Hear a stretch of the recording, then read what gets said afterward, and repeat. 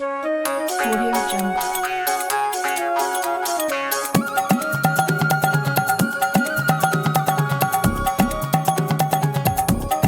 Welcome to Kolkata guys. গরমটা heavy এখানে, পুরো সিদ্ধ মতন গরম। আর বন্ধুরা, এটা হলো আর একটা দাদা, ঠিক আছে? বলতে গেলে দাদা ভাইয়ের পার্ট টু। দাদার পার্টটু দাদা ভাইয়ের পার্ট টু। আর যা গরম এখানে, কত চলছে এখন তো চলছে তোর অ্যারাউন্ড তোর চলছে এখন 40 ডিগ্রি। বাস শিলিগুড়ি যদি তার যদি আধা হয়, অনেক বড় ব্যাপার ওটাতে।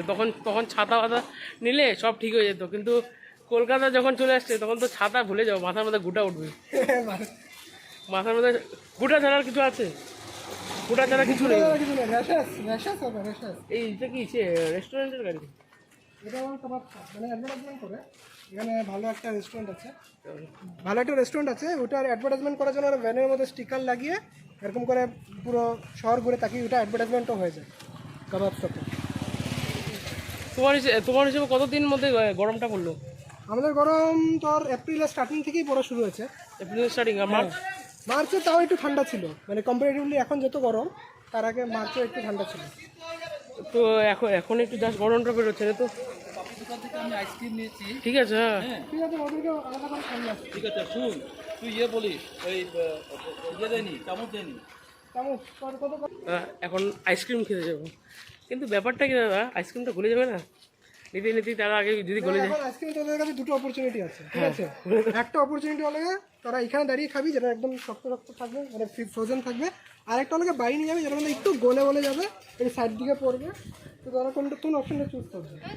আমি তো খেয়ে সলিডটা। তাহলে এখানে দাঁড়িয়ে গরমের মধ্যে আরামসে পাশে ছায়া দাঁড়িয়ে। আচ্ছা দাদা, তুমি তো কলকাতায় আছো, মাথার মধ্যে গুটা ওঠেনি? দাদা এই তো দেখ না, এই যে এখানে সুন্দর একটা মাঝখানে টিপের মতন গুটা উঠেছে। গুটা উঠবে না মানে এই গরমে? গরমে হ্যাঁ, গরম তো উঠবে, কিন্তু মাথার মধ্যে সবচেয়ে কপালের দিকে, গালের দিকে। আমাদের কিন্তু ভালো ব্লগার, কিন্তু সেরা blogger. Highly recommended, subscribe, like. না, ঠিক আছে। আর আজ আমার প্ল্যান কি, যে আপনারা ভাবছেন অনেক দিন, 3 দিন 4 দিন থাকবো না ভাই। আমরা আজকেই যাব, আজকেই চলে যাব, আজকেই আসছি, আজকেই চলে যাব। কালকে ট্রেনে আসছি, সারা রাত আমি ঘুমাতে পারিনি। 2 মিনিট পর আসে বলে, দাদা টিকিটটা দেখান। ঠিক আছে দাদা, টিকিটটা দেখান। বুঝলাম, টিকিটটা দেখালাম। আজকেই যাব, এক্সপ্রেস লাইনে যাব, বাসে যাব। ঠিক আছে। আর ব্লগও কিছু দিয়েছি, ভিডিও দিয়েছি। আর মানে মেনলি কলকাতা আমার আসা হয় না, অনেক অনেক বছর পর আসছি। ক্লাস 6, 7, 8, 9-এ আসছিলাম লাস্ট, 2018, 16-তে, 17, 18, 19-এ আসছিলাম। তারপরে লকডাউনের জন্য তো আর আসতে পারিনি। আই থিঙ্ক ব্লগটা খুব কম হবে, ব্লগ ছোট হবে, অ্যাডজাস্ট হয়ে যাবে। এত কি আপনারা তো এত ভিউজ দিচ্ছেনই, সাপোর্ট দিচ্ছেনই, বাইস সব ফাটাফাটি হবে আরামসে। বাইস আপনারা জাস্ট দেখতে থাকুন, আমি করতে থাকবো। বাইস Audio Jungle.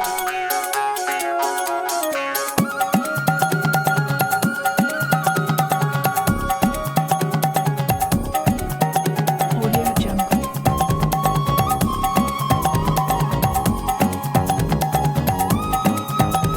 আমি আবার চলে আসলাম। তো আমি বাসে উঠে গেছি এক্সপ্রেস লাইনে।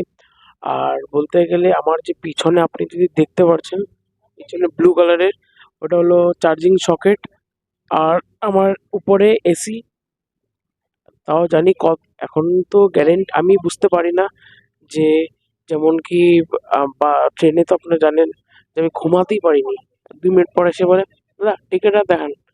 এখানে যদি হয় কেসটা, তখন নমস্কার করব, আর জীবনে কোনোদিন বাসে উঠবো না। যতটা আমি বেনিফিট বুঝেছি যে বাসে বাসে এসে হবে না। বাট আপনি যদি বাইরের যদি সিনারি দেখেন, বহুত ভালো দেখতে। আপনি দেখাচ্ছে বাপরে, জাস্ট সিনারি না, একদম উপরে লাইট দিয়ে বাইস, উপরেতে লাইট, আবার চার্জিং সকেট উপরে, তারপরে বাইরে দাঁড়ায়। উপরে কম্বল আছে, 2টা কম্বল আর 2টা জলের বোতল আর একটা পিলো দিয়েছে। আর দেখতে তো পুরো গাড়ির সিটের মতন। আর দেখে একদম লাগে কি, ওই বাসে তো অনেক চড়িনি, বাসে একবার চড়েছিলাম লাস্ট, যেটা হলো তোমার চেন্নাই টু পন্ডিচেরি টু চেন্নাই চড়েছি।